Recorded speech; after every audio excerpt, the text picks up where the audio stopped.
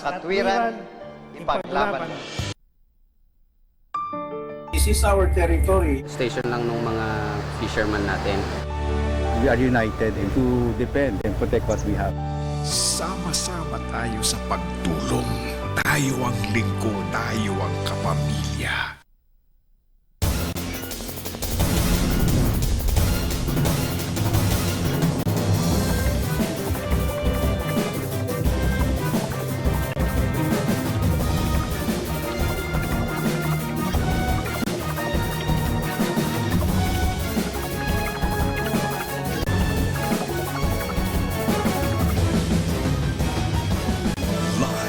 Mula sa ABS-CBN News Center, Manila, ito ang TV Patrol Weekend! Magandang hapon, Pilipinas. Kami ang mga patrol ng Pilipino. Nagbabalita at naglilingkod sa inyo saan man sa mundo.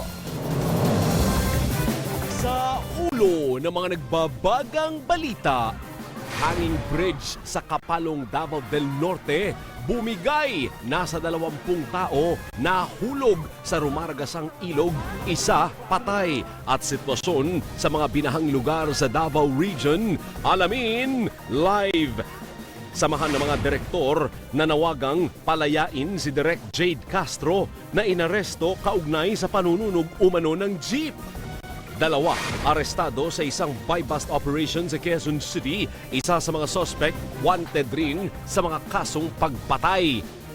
Hacker sa website ng ilang ahensya ng Pilipinas nagmula umano sa isang telco operator na pinatatakbo ng gobyerno ng China. K-pop group na Enhypen, sinurpresa ang mga fans ng ilang OPM hits sa kanilang concert. At world-class performances, handog ng ASAP sa kanilang ika-29 na taon.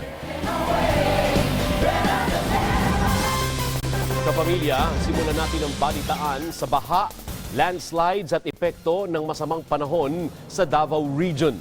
Isang patay matapos bumigay ang isang hanging bridge